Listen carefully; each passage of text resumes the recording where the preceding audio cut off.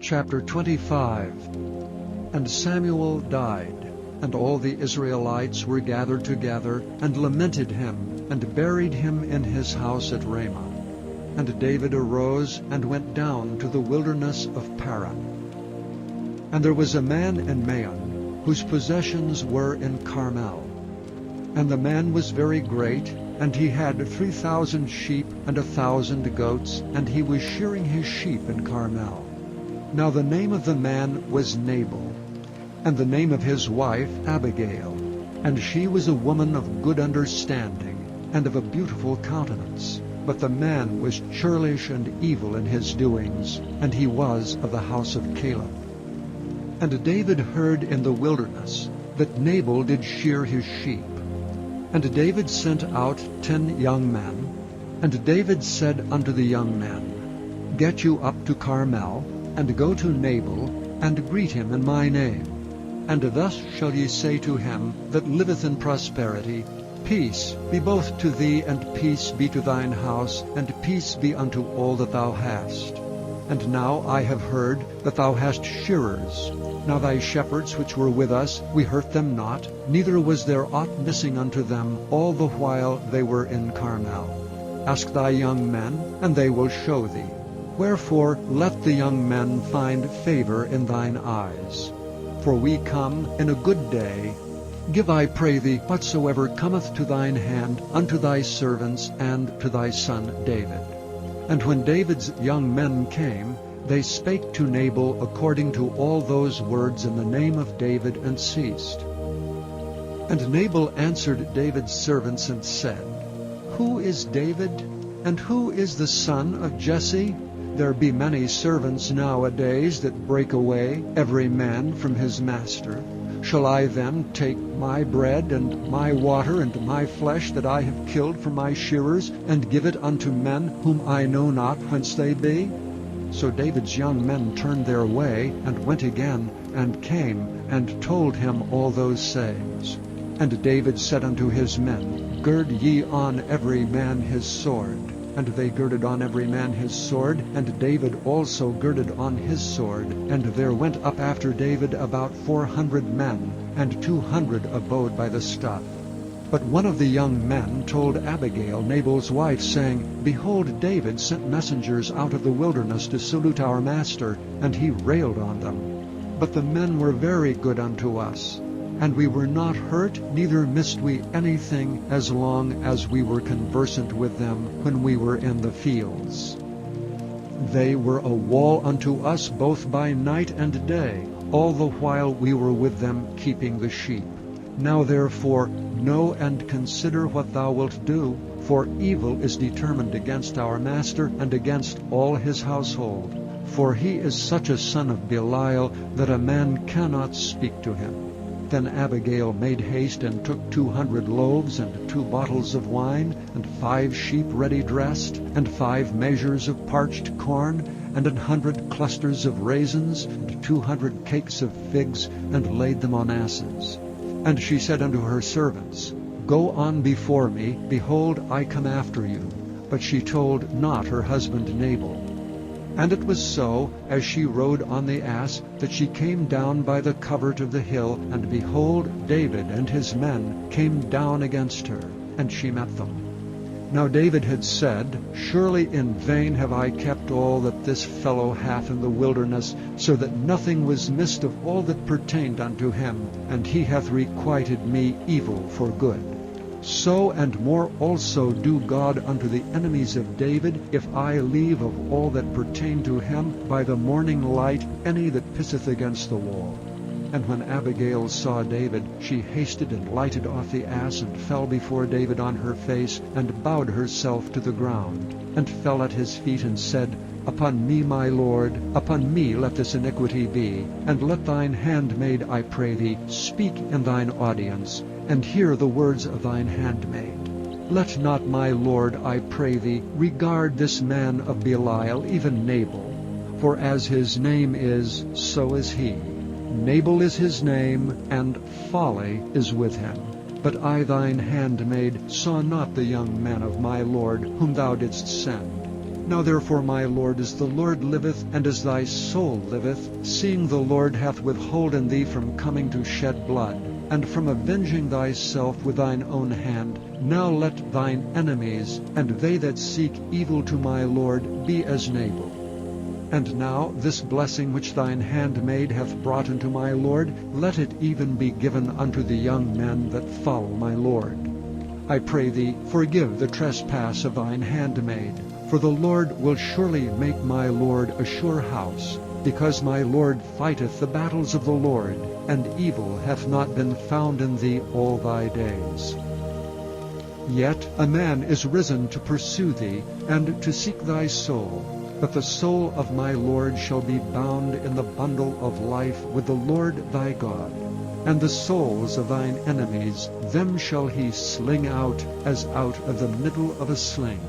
And it shall come to pass, when the Lord shall have done to my Lord according to all the good that he hath spoken concerning thee, and shall have appointed thee ruler over Israel, that this shall be no grief unto thee, nor offense of heart unto my Lord, either that thou hast shed blood causeless, or that my Lord hath avenged himself. But when the Lord shall have dealt well with my Lord, then remember thine handmaid. And David said to Abigail, Blessed be the Lord God of Israel, which sent thee this day to meet me. And blessed be thy advice, and blessed be thou which hast kept me this day from coming to shed blood, and from avenging myself with mine own hand. For in very deed as the Lord God of Israel liveth, which hath kept me back from hurting thee, except thou hadst hasted and come to meet me, surely there had not been left unto Nabal by the morning light any that pisseth against the wall. So David received of her hand that which she had brought him, and said unto her, Go up in peace to thine house. See, I have hearkened to thy voice, and have accepted thy person. And Abigail came to Nabal, and behold, he held a feast in his house, like the feast of a king. And Nabal's heart was merry within him, for he was very drunken. Wherefore she told him nothing, less or more, until the morning light. But it came to pass in the morning, when the wine was gone out of Nabal, and his wife had told him these things, that his heart died within him, and he became as a stone. And it came to pass about 10 days after, that the Lord smote Nabal, that he died. And when David heard that Nabal was dead, he said, Blessed be the Lord, that hath pleaded the cause of my reproach from the hand of Nabal, and hath kept his servant from evil. For the Lord hath returned the wickedness of Nabal upon his own head. And David sent and communed with Abigail, to take her to him to wife. And when the servants of David were come to Abigail to Carmel, they spake unto her, saying, David sent us unto thee, to take thee to him to wife. And she arose, and bowed herself on her face to the earth, and said, Behold, let thine handmaid be a servant to wash the feet of the servants of my Lord. And Abigail hasted, and arose, and rode upon an ass with 5 damsels of hers that went after her. And she went after the messengers of David, and became his wife. David also took Ahinoam of Jezreel, and they were also both of them his wives. But Saul had given Michal his daughter, David's wife, to Phalti the son of Laish, which was of Gallim. Chapter 26.